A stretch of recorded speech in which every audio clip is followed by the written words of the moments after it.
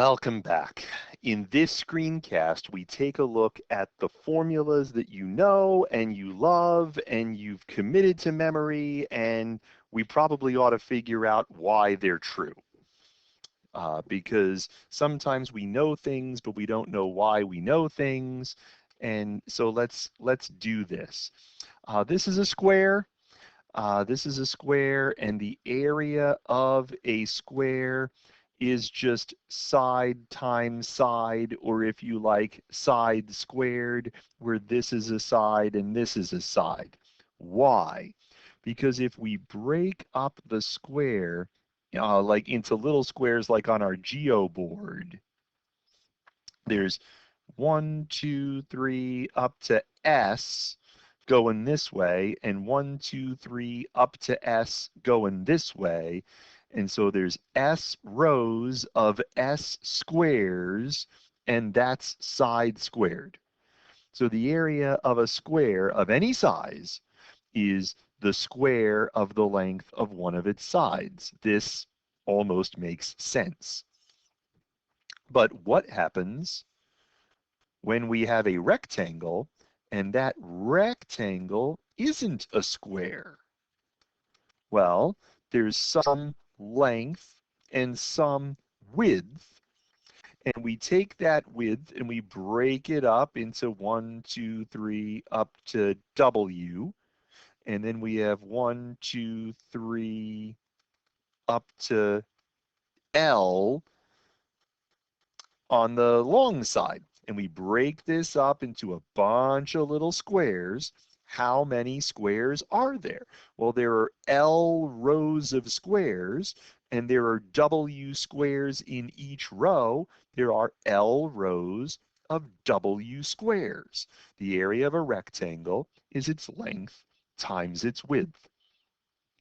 These are fundamental formulas when we're trying to find areas. If we know that what the area of a square is, and if we know what the area of a rectangle is, then we know what every other area is.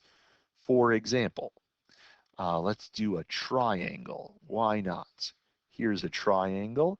Doesn't have to be isosceles. This one is. What's the area of a triangle? Well, the area of a triangle isn't really well known, but we know how to find the area of a rectangle, so we can surround this triangle with a rectangle.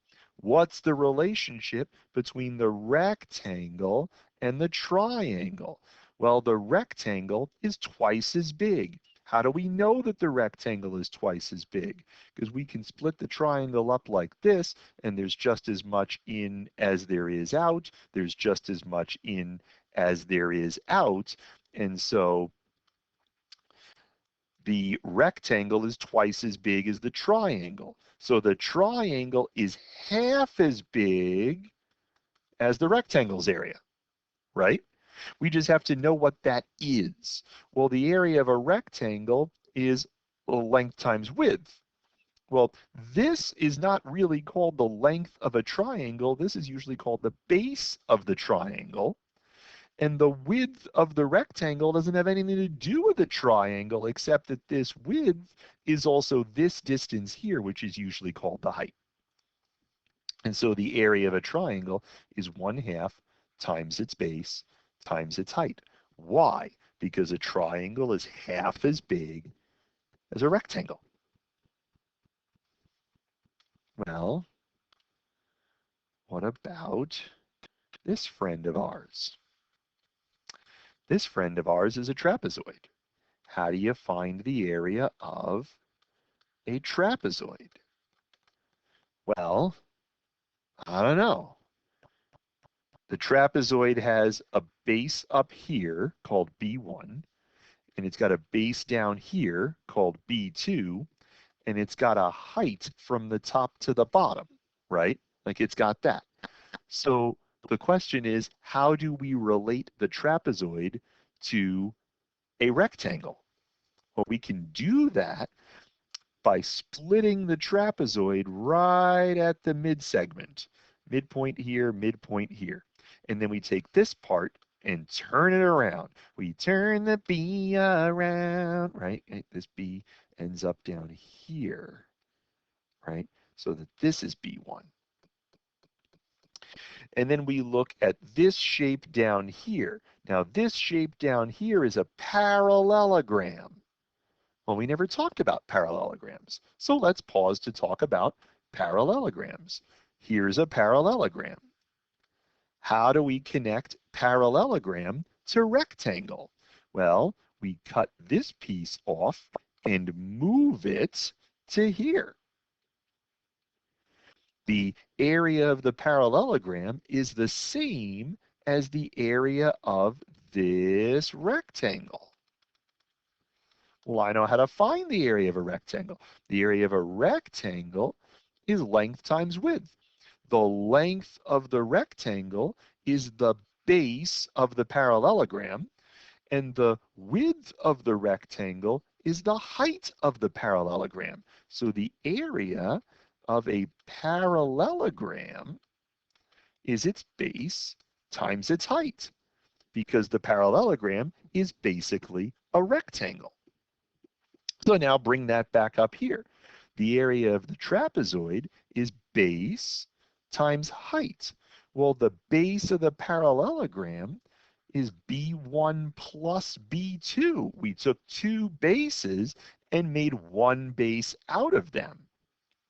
What's the height of the parallelogram? Well, the height of the parallelogram is half the original height of the trapezoid.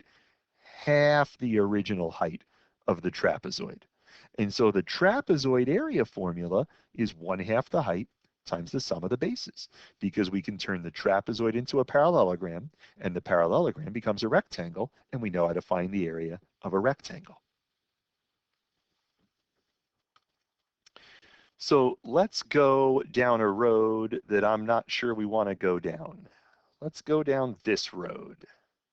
What is the area of a circle? Well, that's not clear. That's just not clear at all.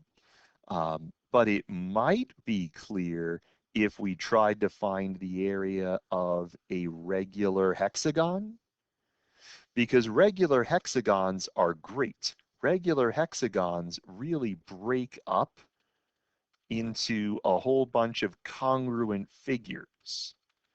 And you can find the area of a triangle, right? The area of a triangle, that's 1/2 times base times height, right? Where this is the height and that's the base. But the height's the same here and here and here and here and here.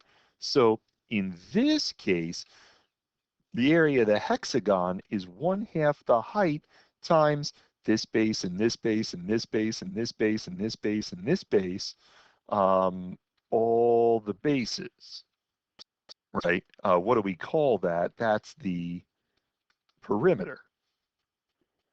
Because we can do 1/2 base times height, but all the bases run all the way around the figure, and all the heights are the same all the way around the figure. So all the heights are the same all the way around the figure. We add up all the bases together. That's perimeter. Well, what does that have to do with over here?